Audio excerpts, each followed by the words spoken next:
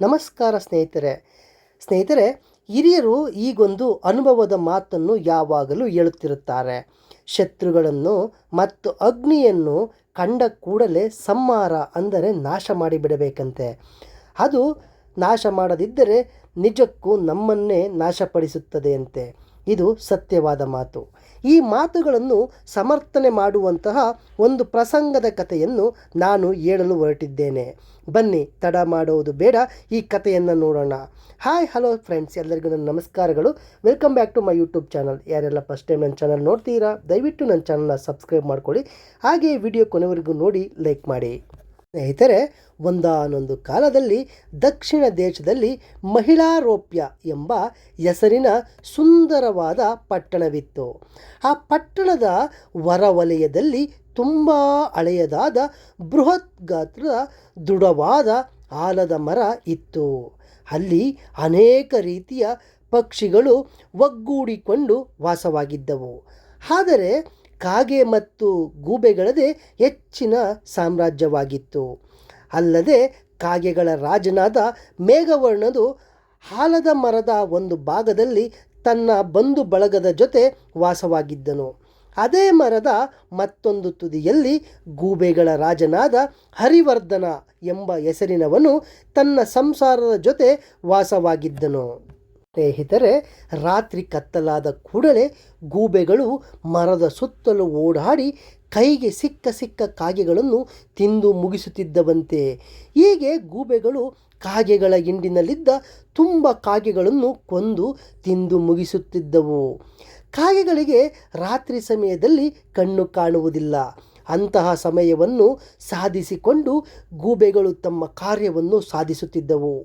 ಕಾಗೆಗಳಿಗೆ ತಮ್ಮ ಸಂತತಿ ನಾಶವಾಗುತ್ತಿರುವುದರ ಬಗ್ಗೆ ಬಹಳ ಕಳವಳವಾಯಿತು.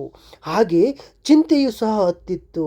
ಆಗ ಕಾಗೆಗಳ ರಾಜನಾದ ಮೇಘವರ್ಣನು ತನ್ನ ಪರಿವಾರದವರನ್ನು ಸಭೆ ಕರೆದನು. ತನ್ನ ಪ್ರೀತಿಯ ಪರಿವಾರದವರೇ, ಇಂದು ನಾನು ಕರೆದಿರುವ ಸಭೆಯ ಉದ್ದೇಶ ನಿಮಗೆ ತಿಳಿದಿದೆ. ರಾತ್ರಿಯ ಸಮಯದಲ್ಲಿ ಗೂಬೆಗಳು ನಮ್ಮನ್ನು ಬೇಟೆಯಾಡಿ ಕೊಲ್ಲುತ್ತಿವೆ. ಇದರಿಂದ ನಮ್ಮ ಸಂತತಿ ಕಾಣೆಯಾಗುತ್ತಿದೆ. ಅವುಗಳು ಸ್ವಸ್ಥಳವನ್ನು ಇದುವರೆಗೂ ನಮಗೆ ಗುರುತಿಸಲಾಗಿಲ್ಲ. ಅಂದರೆ ಗೂಬೆಗಳ ಸ್ಥಳ ನಮಗೆ ಎಲ್ಲಿದೆ ಎಂದು ತಿಳಿದಿಲ್ಲ. ಹೀಗೆ ಗೂಬೆಗಳು ನಮ್ಮ ಮೇಲೆ ಆಕ್ರಮಣ ಮಾಡುತ್ತಾ ಹೋದರೆ ನಾವು ಬಲಿಯಾಗಿ ನಮ್ಮ ಸಂತತಿಯೇ ಇಲ್ಲದಂಥ ಪರಿಸ್ಥಿತಿಗೆ ಬಂದು ನಿಲ್ಲುತ್ತೇವೆ. ನಮ್ಮನ್ನು ನಾವು ರಕ್ಷಿಸಿಕೊಳ್ಳಲಿಲ್ಲ. ನಿಮಗೆ ಸೂಕ್ತ ಎನಿಸಿದ ರೀತಿಯಲ್ಲಿ ನನಗೆ ಸಲಹೆಗಳನ್ನು ಕೊಡಿ ಎಂದು ಮೇಘವರ್ಣನು ಕೇಳುತ್ತಾನೆ. ಕಾಗೆಯ ರಾಜ ಮೇಘವರ್ಣನ ಆಸ್ಥಾನದಲ್ಲಿ 5 ಮಂದಿ ಮಂತ್ರಿಗಳಿದ್ದರು. ಮಂತ್ರಿಗಳು ರಾಜನಿಗೆ ಸೂಕ್ತ ಸಮಯದಲ್ಲಿ ಉತ್ತಮ ಸಲಹೆಗಳನ್ನು ನೀಡಿ ಸಮಸ್ಯೆಯನ್ನು ಪರಿಹರಿಸಲು ಪ್ರಯತ್ನಿಸುತ್ತಿದ್ದವು. ಆದರೆ ರಾಜನು ಅವರು ನೀಡಿದ ಸಲಹೆಗಳನ್ನು ಸಂಪೂರ್ಣವಾಗಿ ಪಾಲಿಸಬೇಕು ಎಂಬ ಒತ್ತಡ ಇರುವುದಿಲ್ಲ. ಅವರು ಹೇಳಿದ್ದನ್ನು ರಾಜನಿಗೆ ಸರಿ ಎನಿಸಬೇಕು. ಆಗ ಮಾತ್ರ ರಾಜನು ಒಪ್ಪಿಕೊಳ್ಳಲು ಸಾಧ್ಯ. ಮಂತ್ರಿಗಳು ತಾವು ಸಮಾಲೋಚನೆ ನಡೆಸಿ ತಮಗೆ ಅನ್ನಿಸಿ ಹೇಳಲು ರಾಜನನ್ನು ಪ್ರತ್ಯೇಕವಾಗಿ ಭೇಟಿ ಮಾಡಿದರು. ಮೇಘವರ್ಣನಿಗೆ 5 ಮಂದಿ ಮಂತ್ರಿಗಳು ಇದ್ದರು. ಅವರ್ಯಾರೆಂದರೆ ಉಜ್ಜೀನಿ, ಸಂಜೀವಿ, ಅನುಜೀವಿ, ಪ್ರಜೀವಿ ಮತ್ತು ಚಿರಂಜೀವಿ ಎಂಬುದಾಗಿತ್ತು. ಅದರಲ್ಲಿ ಮೊದಲನೇ ಮಂತ್ರಿಯಾದ ಉಜ್ಜೀನಿ ಸೀದಾ ಮಾತುಗಳನ್ನು ಸ್ಪಷ್ಟ ಮಾತುಗಳಲ್ಲಿ ಹೇಳಿದನು. ಮಹಾಸ್ವಾಮಿ, ತಾವು ನಮ್ಮ ಮುಂದೆ ಇಟ್ಟಿರುವ ಸಮಸ್ಯೆಗೆ ನನಗೆ ಉಪಯುಕ್ತ ಎನಿಸಿದ ಪರಿಹಾರವನ್ನು ಹೇಳುತ್ತಿರುವೆನು. ಬಲಿಷ್ಠರ ಜೊತೆ ಯುದ್ಧ ಮಾಡುವುದರಿಂದ ನಮಗೆ ಅವಾಂತರ ಜೊತೆ ನಾವು ನಾಶವಾಗುವ ಸಂಭವವಿರುತ್ತದೆ. ಅಂಥ ಬಲಿಷ್ಠರ ಜೊತೆ ಯುಕ್ತಿಯಿಂದ ಜಾಣತನದಿಂದ ಸಂಧಾನ ನಡೆಸುವುದು ಒಳ್ಳೆಯದು. ಇಲ್ಲದಿದ್ದರೆ ದುರ್ಬಲರಾದವರು ನಾಶವಾಗುವರು. ಬಲಿಷ್ಠರನ್ನು ಕಂಡಾಗ ವಿಧೇಯತೆಯಿಂದ ನಡೆದುಕೊಳ್ಳಬೇಕು. ನಾವು ಕೂಡ ಬಲಿಷ್ಠರಾದ ಮೇಲೆ ಅವರ ಜೊತೆ ಯುದ್ಧ ಮಾಡಿ ಅವರನ್ನು ಮಣಿಸಬಹುದು. ಆದರೆ ಬಲಿಷ್ಠ ವೈರಿಗಳ ಜೊತೆ ಸಂಧಾನ ಸೂಕ್ತ ಮಾರ್ಗ. ಇಲ್ಲದಿದ್ದರೆ ನಮ್ಮ ಕಡೆ ಅನೇಕರ ಪ್ರಾಣಿ ಹಾನಿಯಾಗುವುದು ನಿಶ್ಚಿತ ಎಂಬುದಾಗಿ ಹೇಳುತ್ತಾನೆ. ಬೃಹಸ್ಪತಿಯವರು ಹೇಳಿದ ಮಾತನ್ನು ಸೂಕ್ಷ್ಮವಾಗಿ ಅವಲೋಕಿಸಿ ನೋಡಬೇಕು. ಶತ್ರುವನ್ನು ಮಣಿಸಲು ಸಾವ, ದಾನ ಮತ್ತು ವೇದಗಳನ್ನು ಉಪಯೋಗಿಸಬೇಕು. ಆ ಮೂರರಿಂದಲೂ ಸಾಧ್ಯವಾಗದಿದ್ದಾಗ ಮಾತ್ರ ದಂಡೋಪಾಯವನ್ನು ಮಾರ್ಗವನ್ನು ಅನುಸರಿಸಬೇಕು ಎಂದು ಹೇಳಿದ್ದಾರೆ ಎಂಬುದಾಗಿ ಹೇಳುತ್ತಾನೆ. ನಂತರ ಕಾಕರಾಜನ ಆಸ್ಥಾನದಲ್ಲಿರುವ ಎರಡನೇ ಮಂತ್ರಿಯಾದ ಸಂಜೀವಿಯು ರಾಜನನ್ನು ಭೇಟಿಯಾಗಲು ಬಂದನು. ರಾಜನು ಸಂಜೀವಿಯನ್ನು ಅಭಿಪ್ರಾಯ ಕೇಳಿದಾಗ, ಸ್ವಾಮಿ, ನನಗೆ ಸಂಧಾನದ ಮಾತುಕತೆ ಕಡೆ ಒಲವಿಲ್ಲ. ಶತ್ರು ಎಂದಿಗೂ ವೈರಿಯೇ. ಅವನು ನಮ್ಮ ವಿನಾಶವನ್ನು ಬಯಸುವವನು ಹೊರತು ಮಿತ್ರತ್ವವನ್ನು ಅಲ್ಲ. ಮಿತ್ರನಂತೆ ನಟಿಸಿ ನಮಗೆ ಮೋಸ ಮಾಡುವ ಅಂತಹರ ಜೊತೆ ಎಂದಿಗೂ ಮಿತ್ರತ್ವ ಸಲ್ಲದು. ಅಂಥವರ ಜೊತೆ ಸ್ನೇಹ ಜ್ವರ ಬಂದವರ ಮೇಲೆ ತಣ್ಣೀರು ಸುರಿದಂತೆ ಆಗುವುದು. ಮೂರ್ಖನು ಹಂಚುಬುರುಕನ ಜೊತೆ ಯುದ್ಧವನ್ನು ಸುಲಭವಾಗಿ ಗೆಲ್ಲಬಹುದು. ಶತ್ರು ತಮ್ಮ ಬಲಿಷ್ಠನಾದರೆ ಮೋಸದಿಂದ ಗೆಲ್ಲಬೇಕು. ಇದನ್ನೇ ಮಹಾಭಾರತದಲ್ಲಿ ಬರುವ ಭೀಮ ಪಾತ್ರವನ್ನು ನೆನಪಿಸಿಕೊಳ್ಳಿ. ಕೀಚಕನನ್ನು ಮೋಸದಿಂದ ಕೊಂದು ಹಾಕಿದನು. ರಾಜನು ಯಾವಾಗಲೂ ನಿಷ್ಠೂರವಾದಿಯಾಗಿರಬೇಕು. ಆಗ ಪ್ರಜೆಗಳು ಎದರಿ ಸಲ್ಲಿಸುವವರು. ಅದೇ ರೀತಿ ತುಂಬ ದಯಾಳುವಾದರೆ ಅವನನ್ನು ಹುಲ್ಲುಕಡ್ಡಿಗೆ ಸಮ ಎಂದು ತಿಳಿದುಕೊಳ್ಳುವರು. ಇವೆಲ್ಲವೂ ಸಹ ಸಂಜೀವಿನಿಯ ಮಾತುಗಳಾಗಿದ್ದವು. ಇವನ ನಂತರ ಮೂರನೆಯ ಮಂತ್ರಿ ಅನುಜೀವಿಯು ರಾಜನ ಬಳಿಗೆ ಬಂದು ತನ್ನ ಮಾತುಗಳನ್ನು ನಿರ್ಭಯವಾಗಿ ಹೇಳಿದ. ಮಹಾಸ್ವಾಮಿ, ನಮ್ಮ ಶತ್ರುಗಳು ತುಂಬ ಬಲಿಷ್ಠರಾಗಿರುವುದರಿಂದ ಅವರಿಗೆ ನಾವು ತಲೆಬಾಗಬಾರದು. ಹಾಗೆಯೇ ನಾವಾಗಿ ಅವರ ಮೇಲೆ ಯುದ್ಧವನ್ನು ಸಾರಬಾರದು. ನಮ್ಮನ್ನು ನಾವು ಆತ್ಮರಕ್ಷಣೆ ಮಾಡಿಕೊಳ್ಳುತ್ತಾ ಶತ್ರುವನ್ನು ಭಯಭೀತರನ್ನಾಗಿ ಮಾಡಬೇಕು. ಅವನು ನಮಗೆ ಬಗ್ಗುವ ತನಕ ನಾವು ಕಾಯಲೇಬೇಕು. ಸರಿಯಾದ ಸಮಯವನ್ನು ನೋಡಿ ಅವನನ್ನು ಬಡಿದು ಹಾಕಬೇಕು ಎಂಬುದಾಗಿ ಹೇಳುತ್ತಾನೆ. ನಂತರ ನಾಲ್ಕನೆಯ ಮಂತ್ರಿ ಪ್ರಜೀವಿಯು ಬಂದು ರಾಜನು ಅಸಮ್ಮುಖನಾಗಿ ಅವನನ್ನು ಕರೆದು ಕೂಡಿಸಿದನು. ಅವನು ಸಹ ತನ್ನ ಅಭಿಪ್ರಾಯವನ್ನು ಹೇಳಿದನು. ಮಹಾಸ್ವಾಮಿ, ನಾವು ವಾಸವಾಗಿರುವ ಜಾಗವನ್ನು ಸಾಕಷ್ಟು ಬಲಿಷ್ಠವಾಗಿ ಮಾಡಿಕೊಳ್ಳಬೇಕು. ಆದರೆ ನಾವು ವಹಿಸುವ ಜಾಗವನ್ನು ಬಿಟ್ಟು ಹೋಗಬಾರದು. ಈಗ ಮೊಸಳೆಯನ್ನು ನೋಡಿ ಬಂದು ತುಂಬ ಬಲಿಷ್ಠವಾದ ಪ್ರಾಣಿ. ಅದು ನೀರಿನ ಒಳಗೆ ಇದ್ದಾಗ ಗರ್ಜಿಸುವುದು. ಆದರೆ ನೀರನ್ನು ಬಿಟ್ಟು ಹೊರಗೆ ಬಂದರೆ ನಾಯಿಗಿಂತ ಕಡೆಯಾಗುವುದು. ನಾವು ಸಹ ಶತ್ರು ಬಲಿಷ್ಠನಾಗಿ ಇರುವವರೆಗೂ ಒಡೆಯಬಾರದು.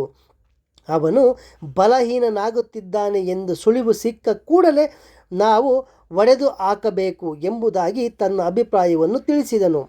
ಇದಾದ ನಂತರ ಐದನ ಮಂತ್ರಿ ಚಿರಂಜೀವಿಯು ಕಡೆ ರಾಜನು ಕಣ್ಣು ನೋಟ ಹರಿಸಿದನು. ಅವನು ವಿನೀತನಾಗಿ ಕೈ ಮುಗಿದು ಎದ್ದು ನಿಂತು, ಮಹಾಸ್ವಾಮಿ, ಶತ್ರುವನ್ನು ಸುಮ್ಮನೆ ಬಿಡಬಾರದು. ಅವನು ತುಂಬ ಬಲಿಷ್ಠನಾದರೂ ಹೆದರದೆ ಬೇರೆ ರಾಜನ ಸಹಾಯವನ್ನು ತೆಗೆದುಕೊಂಡು ಶತ್ರುವನ್ನು ಮಟ್ಟ ಹಾಕಬೇಕು. ನಾವು ಈಗ ಅತ್ಯಂತ ಬಲಿಷ್ಠವಾದ ಪ್ರಾಣಿಯ ಸಹಾಯವನ್ನು ತೆಗೆದುಕೊಳ್ಳಬೇಕು. ಹೀಗೆ ಮಾಡುವುದರಿಂದ ನಮಗೆ ವಿಜಯ ದೊರಕುವುದು. ರಾಜನಾದವನು ತನಗೆ ಸಹಾಯ ಬೇಕು ಎಂದು ಕಂಡವರ ಮನೆ ಮುಂದೆ ತಾನೇ ಬರಿಗಾಲಿನಲ್ಲಿ ನಡೆದು ಹೋಗಬಾರದು. ಹೀಗೆ ಮಾಡುವುದರಿಂದ ರಾಜನ ದೊಡ್ಡ ಸ್ಥಿತಿಗೆ ಕುಂದು ಉಂಟಾಗುವುದು. ಕಾಡಿನಲ್ಲಿ ಉರಿಯುತ್ತಿರುವಾಗ ಗಾಡಿಯು ಸೇರಿದರೆ ವಾತಾವರಣ ಮತ್ತಷ್ಟು ಬೀಭತ್ಸವಾಗುವುದು. ಹಾಗೆಯೇ ರಾಜನಿಗೆ ಬಲಿಷ್ಠ ಸಹಾಯ ದೊರಕದಿದ್ದರೂ ಅತಿ ಸಾಮಾನ್ಯ ಸಹಾಯ ಒದಗಿ ಬಂದರೂ ನಿರ್ಲಕ್ಷಿಸಬಾರದು. ಇಂತಹ ಸಮಯದಲ್ಲಿ ಅನೇಕ ಬಾರಿ ಮಹತ್ವದ ಕಾರ್ಯಗಳು ನಡೆದಿವೆ. ಶತ್ರುವು ತುಂಬ ಬಲವಂತವಾಗಿ ತುಂಬ ಜನರ ಬೆಂಬಲವನ್ನು ಹೊಂದಿದ್ದರೆ ಅಂಥವನನ್ನು ಸೋಲಿಸುವುದು ಆಗದ ಮಾತು. ದೊಡ್ಡವರ ಜೊತೆ ಕಲೆತು ಬೆರೆತು ತಿರುಗುವವನಿಗೆ ಸಹಜವಾಗಿ ದೊಡ್ಡ ಸ್ಥಿತಿ ಪ್ರಾಪ್ತವಾಗುವುದು. ದೊಡ್ಡ ಸ್ಥಿತಿ ಪ್ರಾಪ್ತವಾದಾಗ ಕಮಲದ ಮೇಲೆ ಕುಳಿತ ಬಿಂದುವು ಸಹ ಮುತ್ತಿನಂತೆ ಗೋಚರವಾಗುವುದು. ಶತ್ರುವಿನ ಬಲಾಬಲಗಳನ್ನು ಚೆನ್ನಾಗಿ ಅಂದಾಜು ಮಾಡಬೇಕು. ಅದನ್ನು ಕೂಡ ಗೂಢಚರ್ಯರ ಮುಖಾಂತರ ತಿಳಿದುಕೊಳ್ಳಬೇಕು. ನಂತರ ಎಲ್ಲ ಸಿದ್ಧತೆಗಳನ್ನು ಮಾಡಿಕೊಂಡು ಯುದ್ಧಕ್ಕೆ ಇಳಿಯಬೇಕು ಎಂಬುದಾಗಿ ಐದನೇ ಮಂತ್ರಿಯು ತಿಳಿಸುತ್ತಾನೆ.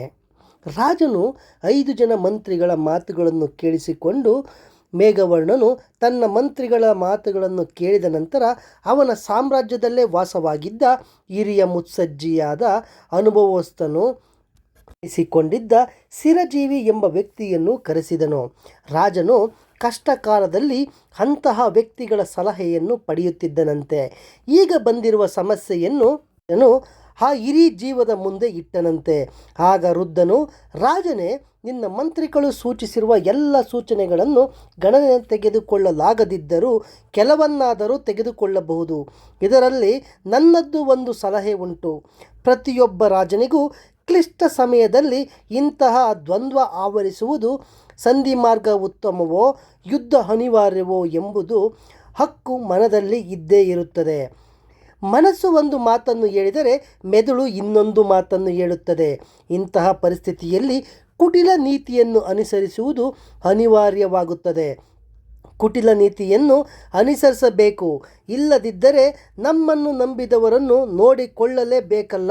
ನಾವು ವೈರಿಗಳನ್ನು ನಂಬಿಸಿ ಅವರನ್ನು ನಮ್ಮ ಹತ್ತಿರಕ್ಕೆ ಕರೆಸಿಕೊಳ್ಳುವುದು ಸಾಮಾನ್ಯ ವಿಷಯವಲ್ಲ. ಅದು ತುಂಬ ಮಹತ್ವದ ವಿಚಾರ.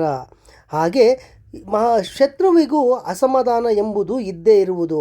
ಅವನು ಸಹನೆ ಕಳೆದುಕೊಳ್ಳುವುದನ್ನುವರೆಗೂ ನಾವು ಕಾಯಬೇಕು. ಅವನು ಅಸಮಾಧಾನದಿಂದ ಇದ್ದ ಸಮಯವನ್ನು ನೋಡಿಕೊಂಡು ನಿರ್ದಾಕ್ಷಿಣ್ಯವಾಗಿ ಕೊಂದು ಹಾಕಬೇಕು. ಅದೇ ಸರಿಯಾದ ಮಾರ್ಗ. ರಾಜನಾದವನು ಪಾಪ ಪುಣ್ಯಗಳ ಬಗ್ಗೆ ಅಂತಹ ಸಮಯದಲ್ಲಿ ಗಮನ ಹರಿಸಬಾರದು. ನಂತರ ಶಾಸ್ತ್ರ ಪೂಜೆ ಪುನಸ್ಕಾರಗಳಿಂದ ಪಾಪಗಳನ್ನು ಕಳೆದುಕೊಳ್ಳಬಹುದು ಎಂಬುದಾಗಿ ಆ ವೃದ್ಧನು ಸಲಹೆ ನೀಡುತ್ತಾರೆ. ರಾಜನಿಗೆ ಸ್ಥಿರಜೀವಿ ಹೇಳಿದ ಮಾತುಗಳನ್ನು ಕೇಳಿ ಮನಸ್ಸಿಗೆ ಸಮಾಧಾನವಾಯಿತು. ಹಿರಿಯರೇ, ನಮ್ಮ ಶತ್ರುವಿನ ಪಾಳಿಯ ಎಲ್ಲಿದೆ ಎಂಬುದನ್ನು ತಿಳಿದುಕೊಳ್ಳುವ ಬಗೆ ಹೇಗೆ ಎಂದು ರಾಜನು ಪ್ರಶ್ನಿಸಿದನು. ಆಗ ಸ್ಥಿರಜೀವಿಯು, ರಾಜನಾದವನಿಗೆ ಎಲ್ಲ ಕೆಲಸಗಳು ಸುಲಭವಾಗಿರಬೇಕು. ಅವನು ಶತ್ರು ಸೈನ್ಯದ ಶಸ್ತ್ರಗಳ ಬಗ್ಗೆ ಗೂಢಚಾರಿಕೆ ಮಾಡಬೇಕು. ಅದನ್ನು ಉಪಯುಕ್ತವಾಗಿ ತಿಳಿದುಕೊಳ್ಳಬೇಕು. ಉಪಾಯವಾಗಿ ತನ್ನ ಶಕ್ತಿ ಸಾಮರ್ಥ್ಯವನ್ನು ಅಂದಾಜು ಮಾಡಬೇಕು. ಶತ್ರು ತನ್ನ ಕೆಲಸಗಳನ್ನು ಯಾವ ರೀತಿ ಮಾಡುತ್ತಾನೆ, ಅವನ ಗುಪ್ತಚರ ಬಳಗ ಹೇಗಿದೆ, ಅವನ ಕೆಲಸ ರೀತಿ ಹೇಗೆ, ಹಣದ ವ್ಯವಸ್ಥೆ ಹೇಗೆ, ಗುಪ್ತ ಭಂಡಾರ ಎಲ್ಲಿದೆ, ಇಂತಹ ಹಲವಾರು ವಿಷಯಗಳನ್ನು ತಿಳಿದುಕೊಂಡಿರುವ ರಾಜನು ಎಂದಿಗೂ ಯುದ್ಧದಲ್ಲಿ ಸೋಲುವುದಿಲ್ಲ.